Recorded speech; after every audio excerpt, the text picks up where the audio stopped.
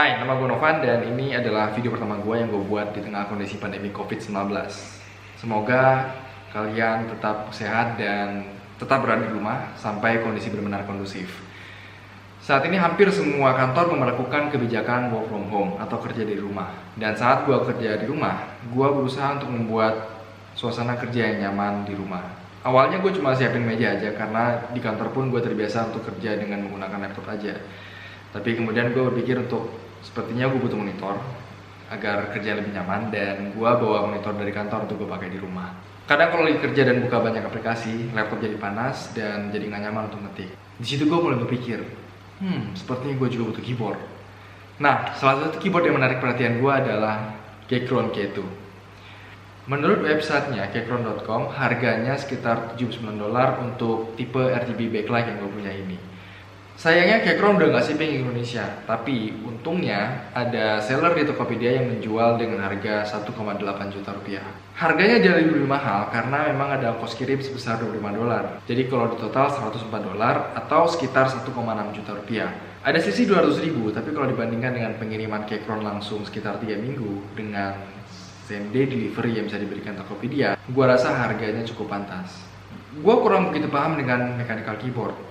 Tapi kalau gue perhatikan, Keychron K2 ini termasuk yang affordable untuk mechanical keyboard dengan fitur dan kualitas jenis yang biasanya harganya di atas $100. Boxnya kelihatan biasa aja, sederhana banget, nggak ada yang mencolok. Di dalamnya ada kabel USB to USB Type-C dan juga ada extra keycaps karena memang keyboard ini bisa digunakan di Windows dan juga di Mac.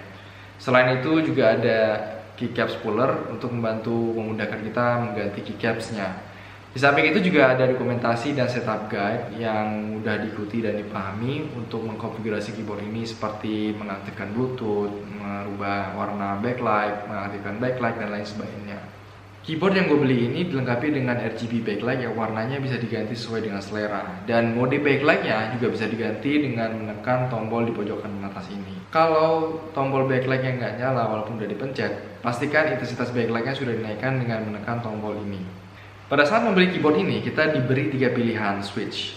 Ada red, blue, dan brown. Gue pribadi memilih brown karena suaranya tidak terlalu berisik dan gue suka dengan karakter suaranya. Satu hal yang gue kurang suka dari keyboard ini adalah ukurannya yang cukup tebal, sekitar 2,4 cm.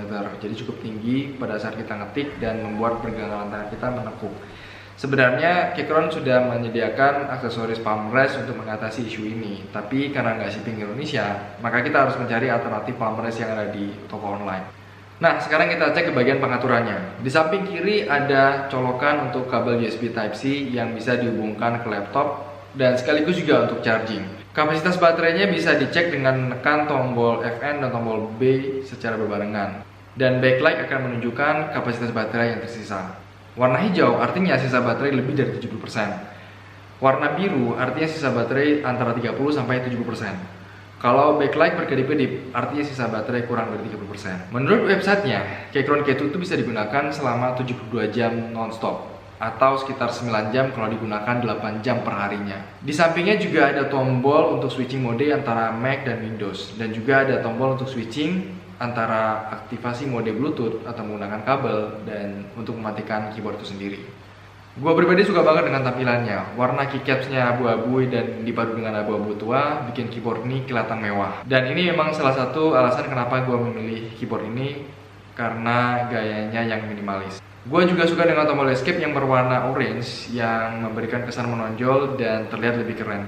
Gue pikir susunan keycapsnya sudah sempurna, tapi kalau kalian gak suka dengan warna orange ini, kalian bisa ganti tombol keycapsnya yang berwarna abu-abu yang udah disiapkan oleh Keychron. Gue pakai keyboard ini dengan MacBook gue, dan gue suka banget gimana keyboard ini dikonfigurasi untuk pengguna MacBook, terutama tombol-tombol yang di atas ini yang mirip banget dengan tombol-tombol yang ada di keyboard MacBook, seperti tombol backlight, brightness, volume, mengganti playlist, dan lain sebagainya. Sejujurnya gue belum terbiasa dengan mechanical keyboard, dan tentunya ada proses belajar untuk menyesuaikan kecepatan mengetik di mechanical keyboard yang kurang lebih butuh waktu sebulan supaya gue bisa mengetik secepat di keyboard MacBook. Setelah gue pakai mechanical keyboard di beberapa hari, gue mulai mengerti kenapa orang lebih memilih mechanical keyboard ketimbang keyboard laptop. Karena selain konfigurasinya bisa disesuaikan dengan selera dan kebutuhan kita, sensasi sentuhan taktilnya di ujung jari pada saat kita pencet dan juga lengkungan yang sesuai dengan bentuk dari ujung jari kita membuat experience menggunakan mechanical keyboard jauh lebih menyenangkan daripada keyboard laptop.